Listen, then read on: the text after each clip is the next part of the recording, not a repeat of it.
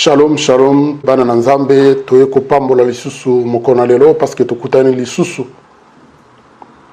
Nzambe a permettre que tokutana lisusu pona ko tombola kiti na bokonzi na ye, pona ko partager liloba na ye. Po ete tant tozali ko partager liloba na ye, ye azali kati na biso, ye azali na esengo parce que tozali ko yoka ye po totosa ye. Ezali wabino ndeko Jimmy Grace oyo a présentaka émission oyo bomesana kolanda Vie et vérité, émission Oyo, et l'obélaka biso, makambu ya bomo ina biso, na lumière ya parole de Dieu. Ba si j'ai belé o to simbaka yango toujours, na makambu tozali ko vivre na mokili ya ndenge na ndenge, mais tozali ko tala parole de Dieu, lobi nini po na makambu wana nde makambu to partage kana émission na biso. Lelo tozali na thème ya sika, Oyo, tobengi ndaku ya peto to une demeure propre. Émission na biso ezali émission chrétienne. Juste pour na ko rappeler ba ye ba continue émission na biso mbala ya liboso biso to partage ka parole de Dieu. Donc tango to ko vanda boye ezali poto beta masapa mokilité ezali poto lobilila likambu ya oyo akela biso. Donc, ceux qui ont intéressé na parole de Dieu, yo oyo koti nambala ya yambo. Maramo zappé na yo, parce que okuta na makambo belé ya intéressant pour na yo te. Mais, ceux qui ont koti kala, vous allez les bienvenus pour mbala susupe na sima na malobo to ko partager lelo okobika. Ba yeba mesana kolanda boza ba Bible na bino. Toye ba ko partager lo banzambe parce que tozali ko beta masolo ya ndenge biso to vivaka mais tozali toujours ko vérifier nzamba lobini ni na vie na biso ya lelo. Donc lelo tozali ko lobelela ndaku ya peto une demeure propre. Awa sona lobinda ko peto ezali d'abord biso batu ba Christo. Biso ba Christo esengeli tozala propre. Propre na sens nini spirituellement esengeli biso tozala na rapport na péché te to mener vie à sanctification, propriété spirituelle yangwana, vie à sanctification na ba pensée na biso na ba parole na biso na ba acte na biso na kati ya nzoto na biso oyo comme temple ya nzambe parce que biso to bonza yango epa ya nzambe nzoto na biso ezali susu pona na ba plaisir ya mokilité et comme juste pona lokumu na nzambe donc comme temple na nzambe tozali biso moko na droit ya kosala nango n'importe quoi les sous-soutés. Donc bomo ina biso mobimba et comme consacré à l'Éternel bomo ina biso mobimba ezali kotambola kati na sanctification du moins soki tozali ba Kristo ya solo bana na nzambe to ndimela Yesu lokola mokonzi pe mobiki na biso pe tozali kotambola na kobanga ye na kotosa ye na kolukelongino mokolo po mokolo enlèvement ekoya biso to tikala te to mokolo na suka biso tozala oyo tokokende lola kasi tozala parmi ba oyo akobunga te. Alors ba enseignement oyo etali vie na biso spirituel to partage ka yango mbalebele mais ezali pena aspect mosusu oyo to lobelelaka mingi te ezali biso ba Kristo esika tozali ko vanda banda ko na lobi banda ko penza physique et pas tozali ko vanda bilei tozali ko lia bilamba tozali ko lata mituka tozali ko tambola nango de temps en temps esengeli pe totali la kayango soki ezali ko kendela pe na nzela na liloba na nzambe ezali ko concorder toujours na vie chrétienne na biso to spiritualité na biso. Pour balebele tozali komona na betonga na ba assemblée na ba église bisika bana banzambe ba mesana ko sangana bozo sambela ndeko moko boyembala mususu azalaki posséder un esprit impur bo prier pour na ye ba démon ba se manifester bo prier et puis bo chasser ba démon nyonso na sima ba semaine na sima ba mois yekaka kweyaka bereur mususu oye tindaka efongolaka porte ba demo bazongaka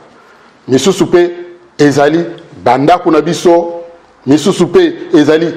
kolata na biso kolia na biso kotambola na biso ba rapport na biso na bato mususu na mokili esala ke etiki ba porte kofungama po ba demo bazongaka et puis tant ba demo bazozonga wana bazo ko influencer vie na biso ceux qui bazalaki 10 babimaki sur un certain temps bakozonga 10 te bakozonga ebele. Alors yangwana esengeli na biso tango tozali sanctifier tozali kotamba na sembo liboso na nzambe esengeli bandako na biso pe ezala propre. Yango lelo tokolobela demeure propre to bandako na biso ezala vraiment na kati na propriété na misu boye tango koti na ndako mo Christ pe ndeko za chrétien ndako na yo pe ezala propre. Nazali koloba richesse na pauvreté awate. Nazali koloba kaka propriété ozana ba kiti na yo ba kiti esengeli ezala propre ndako okomboli pe et puis ba poussière olongoli tango mutu akoti amoni ke atmosphère eza malamu propriété ezali. Mais biso ba chrétien tozali kokende plus loin tozali kosuka wana te esengeli to banda vraiment tango nazo beta lisolo ya lelo to nazali ko partager oyo nzamba tia na motema na nga lelo o banda kotala oyo ya yo vie o banda kotala oyo ya yo ndako o banda kotala esika yo zali ko vanda eske ezali na conformité na spiritualité na yo ezali peu important parce que esika tozali ko vanda soki ezali malamu te e ko influencer pe vie spirituelle na biso eza lokola yo oke kosambela ose sanctifier oluki elo nyanzambe comme il faut ozoki kola na cimetière eza esika milieu mabe ezali kotelengana ezali kobaluka mais soki olala kuna c'est sûr que bako influencer yo il suffit ka kokwea na erreur moko bakokota na kati na yo bako influencer pe comportement na oti ekozala pasi tina bomonaka bato maboma balinga kolala na bacimetière balinga kolala na bafulu parce que esika milieu mabe ezali kotourner esika yango evandaka penza yango bango bazalaka lese bisika ndenge wana e biso ba chrétien bandako na biso esengeli pe ezala modèle bandako na biso pe esengeli eteya même mopagana na koti na ndako na yo pe faut eteya ye yango wana vraiment tokotala quelques versets oyo nzambe apesi biso lelo pe toyeba kotala biloko mosusu oyo esengeli ezala na ndako na bandako na biso te parce que nyonso ekomama na bible te. Mais molimo nzambe oyo achana kati na biso azali kosunga biso pona koyeba pe misusu oyo ekomama même pas ezala na ndako na biso te Saint-Esprit azali ko communiquer biso yango. Tozali komona apôtre Paul azali ko robana biso na Ephésiens 4 verset 27. Alobi ne donnez pas accès au diable. Kotika zabolo akota na bomo ina yo te. Soko oboyi kokota zabolo na bomo ina yo. Mais ko permettre yepe akota na ndako na yo te. Ndako epa yo vandaka. Epa ina binoko ndako penza ndako oyo ya mabaya soki eza ya mabaya soki eza ya batol soki eza ya ciment epa yo vandaka. Kotika diabo la vandaka kuna te esengeli te diabo la vanda na ndako na yo doit azoki se sentir à l'aise na ndako na yo. Te diabo epa ina yo fois azala mal à l'aise. Eza lokola muto misala mabe akoti na ndako na yo ata yo lobi na eloko te ata yo menacer yete mais il faut se sentir mal à l'aise parce que esprit eza kati na ye esika wana ezate esprit etonda na kati na ndako na yo esprit ya nzambe esengeli menacer parce que présence na biso bana nzambe eza menace pona monde à ténèbres pe pona bana na satana parce que esprit evanda kati na biso e dérange ka bango yango ba inaka biso esengeli ndako na yo ezala propre. Apôtre Paul lobi totika zabolo akota na bomo ina biso te totika pe zabolo akota na bandako na biso te. Azolo bana biso na Corinthiens na 1 Corinthiens chapitre 10 verset 20 alobi je ne veux pas que vous soyez en communion avec les démons. C'est clair et net. Alobi alingi te tozala na communion tozala na contact na ba démon.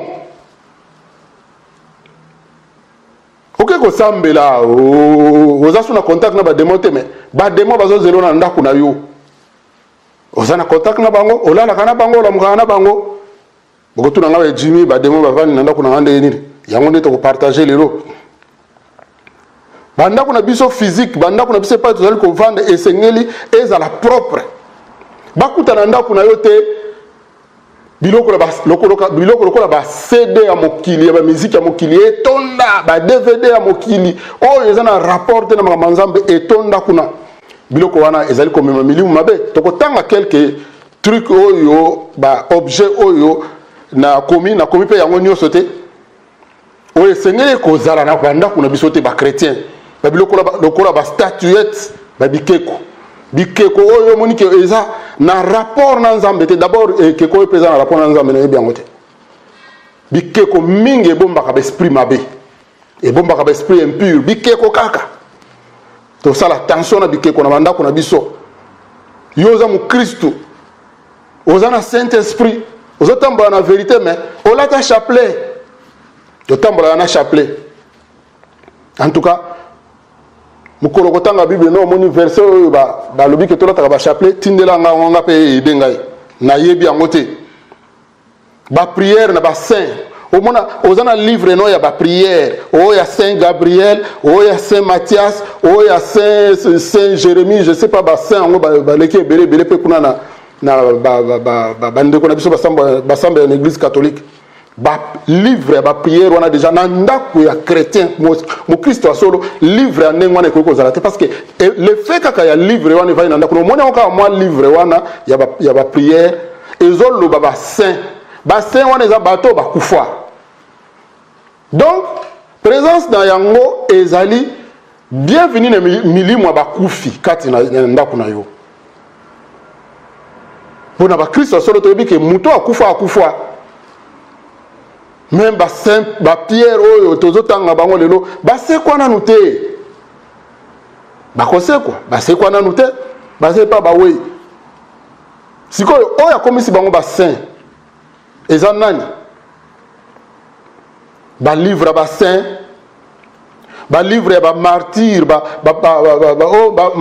martyr boye akufela kabiso saint Kizito saint nani boye esengeli to garder prière na ndako ba mususu bazana ba bag na ngo ba mususu bazana ba chapelet mususu balata na misapi boye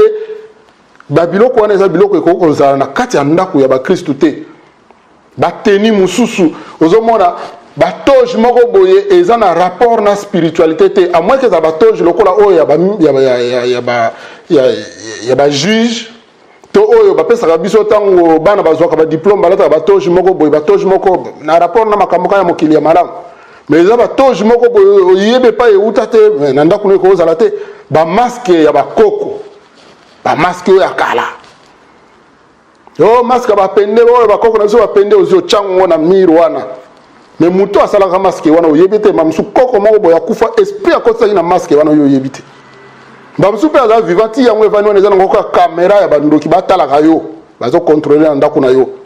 il faut que ça la tension na biloko wana ba biloko lokola ba statue ya Halloween ba biloko yo nyonso ezala na rapport na Halloween ndeko yo za chrétien penza na ndako no ba biloko Halloween ezo sala nini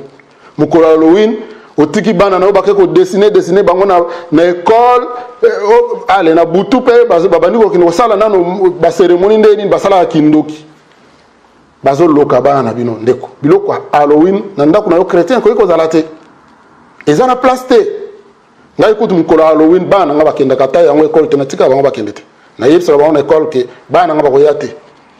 biloko ne ko za na ndako na yo chrétien te ba eau bénite o bénite oyo ba pambola ki yango na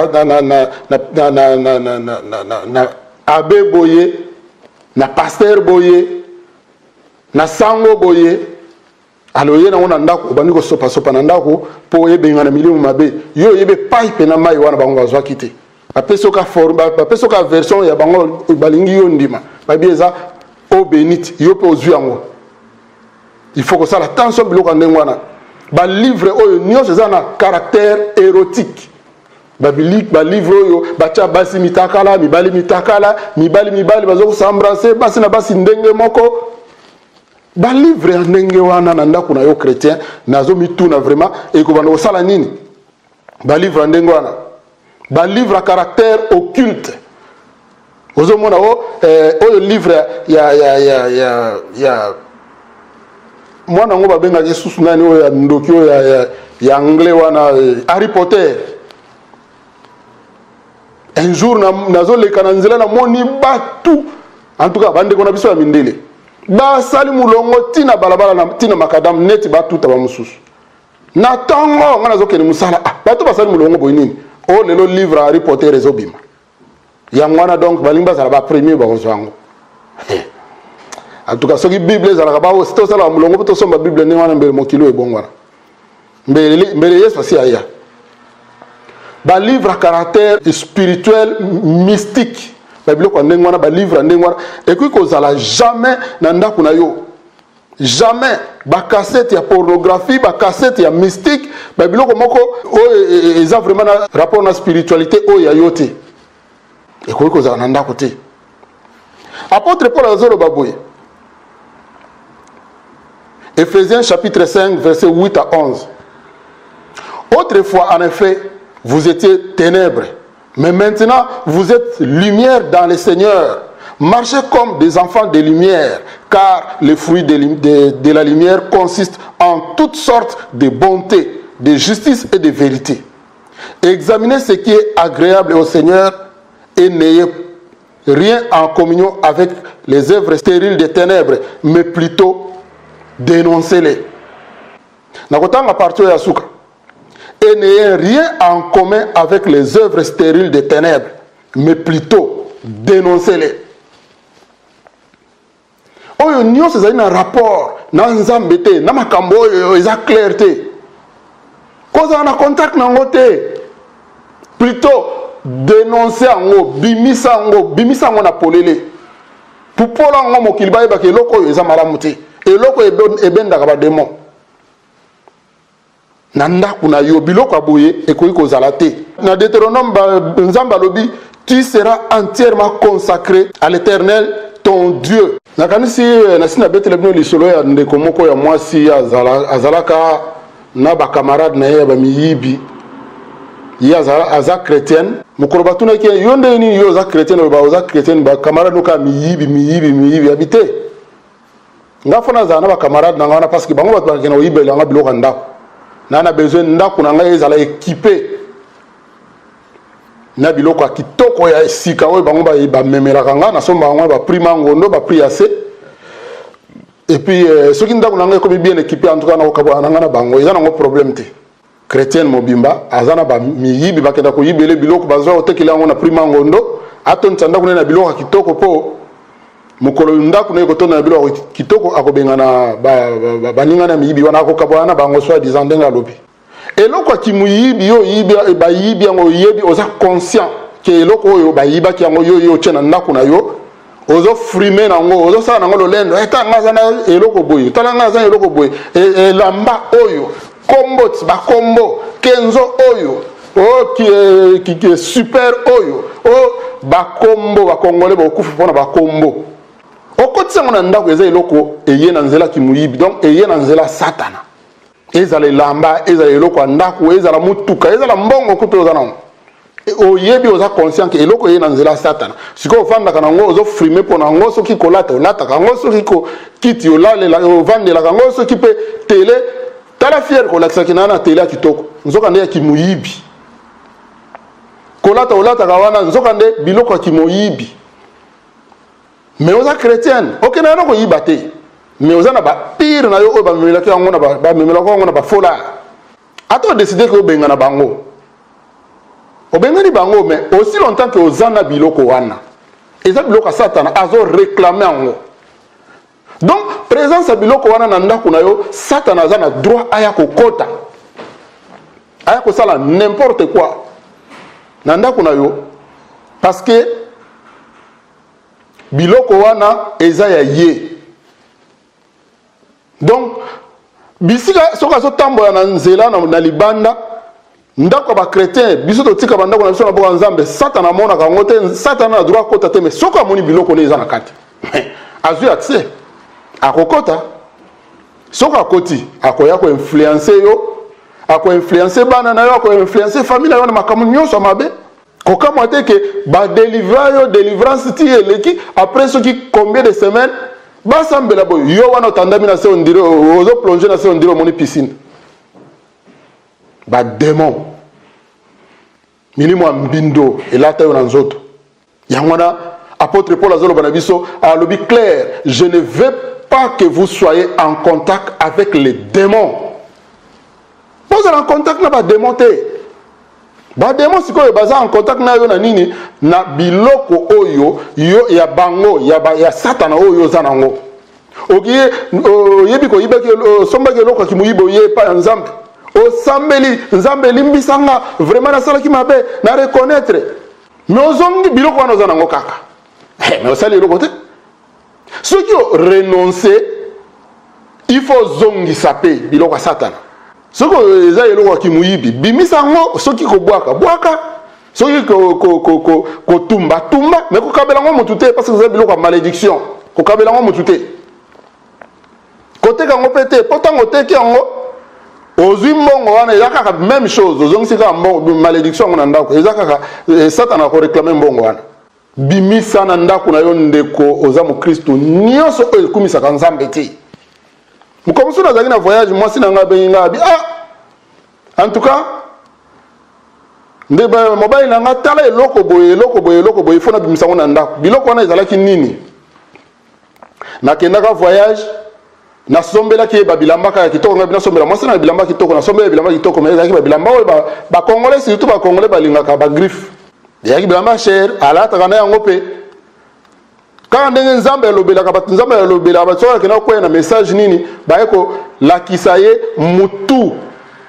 mutu ya oyo griffe oyo bobengaka versas mutu wana oyo versas achaka eza mutu na ye mutu versas te mutu ya